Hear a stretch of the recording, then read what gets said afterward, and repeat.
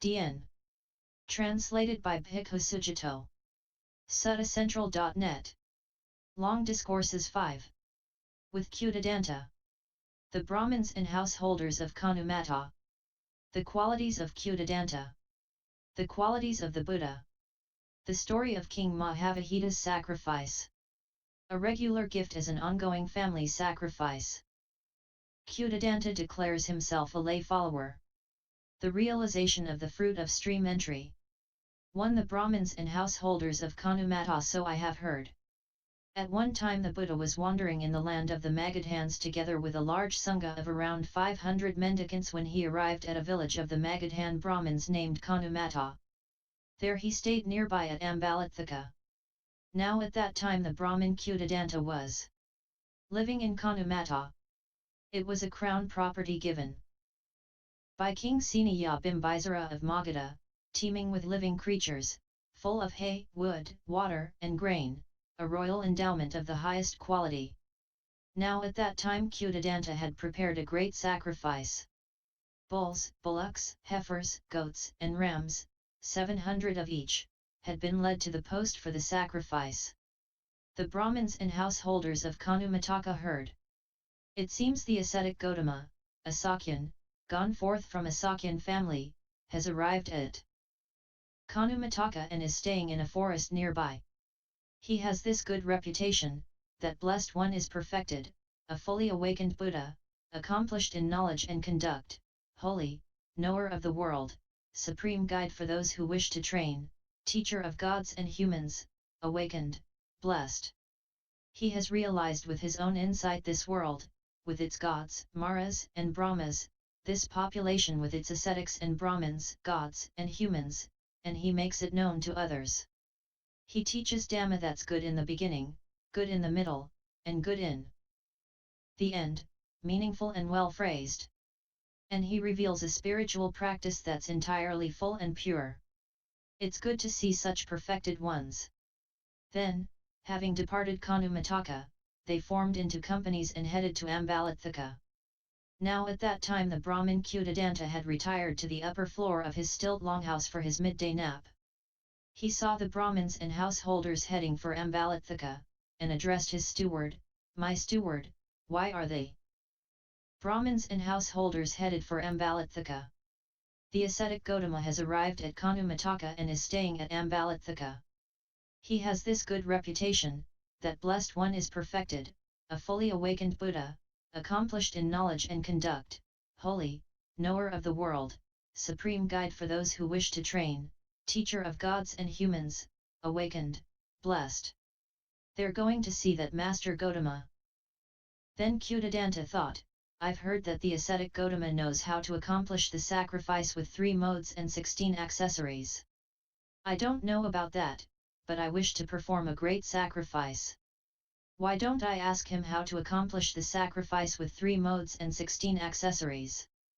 Then Kutadanta addressed his steward, well then, go to the Brahmins and householders and say to them, Sirs, the Brahmin Kutadanta asks you to wait, as he will also go to see the ascetic Gautama. Yes, sir, replied the steward, and did as he was asked.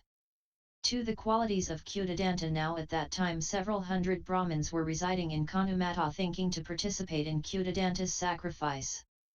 They heard that Kutadanta was going to see the ascetic Gautama. They approached Kutadanta and said to him, Is it really true that you are going to see the ascetic Gautama? Yes, gentlemen, it is true. Please don't. It's not appropriate for you to go to see the ascetic Gautama. For if you do so, your reputation will diminish and his will increase. For this reason it's not appropriate for you to go to see the ascetic Gautama, it's appropriate that he comes to see you. You are well born on both your mother's and father's side, of pure descent, irrefutable and impeccable in questions of ancestry back to the 7th paternal generation. For this reason it's not appropriate for you to go to see the ascetic Gautama, it's appropriate that he comes to see you. You're rich, affluent, and wealthy, with lots of property and assets, and lots of money and grain.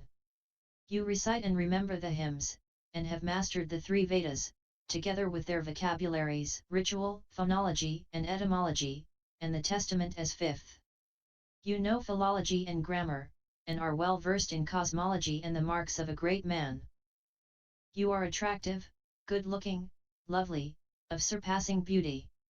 You are magnificent, splendid, remarkable to behold. You are ethical, mature in ethical conduct.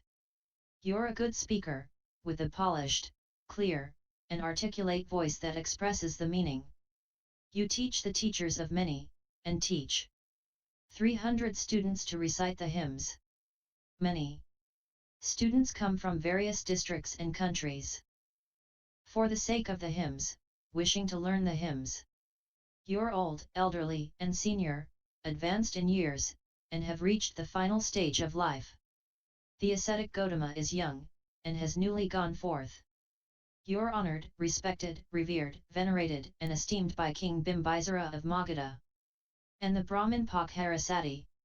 You live in Khanumata, a crown property given by King Seniya Bimbisara of Magadha, teeming with living creatures, full of hay, wood, water, and grain, a royal endowment of the highest quality. For this reason it's not appropriate for you to go to see the ascetic Gautama, it's appropriate that he comes to see you.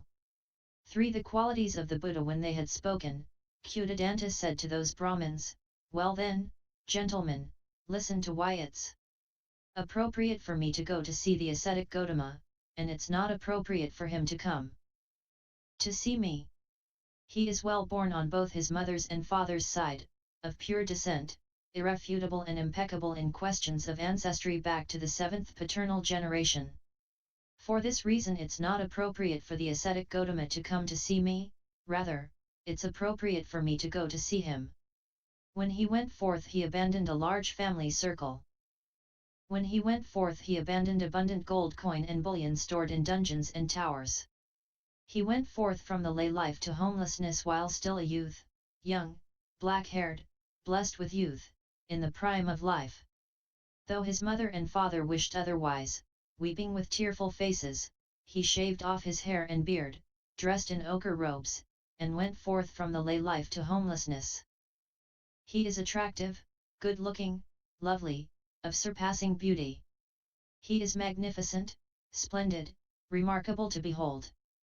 He is ethical, possessing ethical conduct that is noble and skillful. He's a good speaker, with a polished, clear, and articulate voice that expresses the meaning. He's a teacher of teachers. He has ended sensual desire, and is rid of caprice. He teaches the efficacy of deeds and action. He doesn't wish any harm upon the community of Brahmins. He went forth from an eminent family of unbroken aristocratic lineage. He went forth from a rich, affluent, and wealthy family. People come from distant lands and distant countries to question him. Many thousands of deities have gone for refuge for life to him. He has this good reputation, that blessed one is perfected, a fully awakened Buddha, accomplished in knowledge and conduct, holy, knower of the world, supreme guide for those who wish to train, teacher of gods and humans, awakened, blessed. He has the 32 marks of a great man. He is welcoming, congenial, polite, smiling, open, the first to speak. He's honored, respected, revered, venerated, and esteemed by the 4 assemblies. Many gods and humans are devoted to him. While he is residing in a village or town, non-human entities do not harass them. He leads an order and a community, and teaches a community, and is said to be the best of the various religious founders. He didn't come by his fame in the same ways as those other ascetics and Brahmins. Rather, he came by his fame due to his supreme knowledge and conduct. King Seniya Bimbisara of Magadha and his wives and children have gone for refuge for life to the ascetic Gautama. King Pasenadi of Kosala and his wives and children have gone for refuge for life to the ascetic Gautama. The Brahmin Pakharasati and his wives and children have gone for refuge for life to the ascetic Gautama. He's honored, respected, revered, venerated, and esteemed by King Bimbisara of Magadha, King Pasenadi of Kosala, and the Brahmin Pakharasati. The ascetic Gautama has arrived at Khanumata. and is staying at Ambalatthika. Any ascetic or Brahmin who comes to stay in our village district is our guest, and should be honored and respected as such. For this reason, too, it's not appropriate for Master Gotama to come to see me, rather, it's appropriate for me to go to see him. This is the extent of Master Gotama's praise that I have learned. But his praises are not confined to this, for the praise of Master Gotama is limitless. When he had spoken, those Brahmins said to him, according to Kutadanta's praises, if Master Gotama were staying within 100 leagues, it'd be worthwhile for a faithful gentleman to go to see him, even if they had to carry their own provisions in a shoulder bag. Well then, gentlemen, let's all go to see the ascetic Gotama. For the story of King Mahavijita's sacrifice. Then Kutadanta together with a large group of Brahmins went to see the Buddha and exchanged greetings with him. When the greetings and polite conversation were over, he sat down to one side. Before sitting down to one side, some of the Brahmins and householders of Khanumata bowed, some exchanged greetings and polite conversation, some held up their joined palms toward the Buddha, some announced their name and clan, while some kept silent. Kutadanta said to the Buddha, Master Gotama, I've heard that you know how to accomplish the sacrifice with 3 modes and 16 accessories. I don't know about that, but I wish to perform a great sacrifice.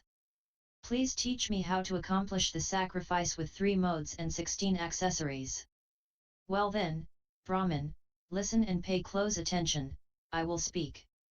Yes sir, Kutadanta replied. The Buddha said this, once upon a time, Brahmin, there was a king named Mahavijita. He was rich, affluent and wealthy, with lots of gold and silver, lots of property and assets, lots of money and grain, and a full treasury and storehouses. Then as King Mahavijita was in private retreat, this thought came to his mind, I have achieved human wealth, and reign after conquering this vast territory. Why don't I hold a large sacrifice? That will be for my lasting welfare and happiness. Then he summoned the Brahmin high priest and said to him, just now, Brahmin, as I was in private retreat this thought came to mind, I have achieved human wealth, and reign after conquering this vast territory. Why don't I perform a great sacrifice? That will be for my lasting welfare and happiness. Brahmin, I wish to perform a great sacrifice. Please instruct me. It will be for my lasting welfare and happiness. When he had spoken, the Brahmin high priest said to him, Sir, the king's realm is harried and oppressed. Bandits have been seen raiding villages, towns, and cities, and infesting the highways. But if the king were to extract more taxes while his realm is thus harried and oppressed, he would not be doing his duty. Now the king might think, I'll eradicate this barbarian obstacle by execution or imprisonment or confiscation or condemnation or banishment. But that's not the right way to eradicate this barbarian obstacle. Those who remain after the killing will return to harass the king's realm. Rather, here is a plan, relying on which the barbarian obstacle will be properly uprooted. So let the king provide seed and fodder for those in the realm who work in farming and raising cattle. Let the king provide funding for those who work in trade. Let the king guarantee food and wages for those in government service. Then the people, occupied with their own work, will not harass the realm. The king's revenues will be great. When the country is secured as a sanctuary, free of being harried and oppressed, the happy people, with joy in their hearts, dancing with children at their breast, will dwell as if their houses were wide open. The king agreed with the high priest's advice and followed his recommendation. Then the king summoned the Brahmin high priest and said to him, I have eradicated the barbarian obstacle. And relying on your plan my revenue is now great. Since the country is secured as a sanctuary, free of being harried and oppressed, the happy people, with joy in their hearts, dancing with children at their breast, dwell as if their houses were wide open. Brahmin, I wish to perform a great sacrifice.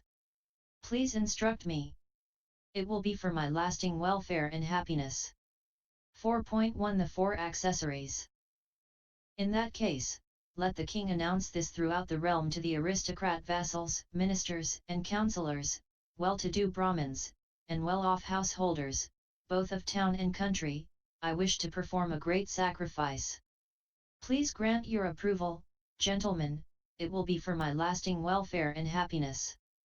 The king agreed with the high priest's advice and followed his recommendation. And all of the people who were thus informed responded by saying, "May the king perform a sacrifice." "It is time for a sacrifice, great king." And so these four consenting factions became accessories to the sacrifice. 4.2 The 8 accessories. King Mahavijita possessed 8 factors. He was well born on both his mother's and father's side, of pure descent, irrefutable and impeccable in questions of ancestry back to the 7th paternal generation. He was attractive, good-looking, lovely, of surpassing beauty. He was magnificent, splendid, remarkable to behold. He was rich, affluent, and wealthy, with lots of gold and silver, lots of property and assets, lots of money and grain, and a full treasury and storehouses. He was powerful, having an army of 4 divisions that was obedient and carried out instructions. He'd probably prevail over his enemies just with his reputation. He was faithful, generous, a donor, his door always open. He was a wellspring of support.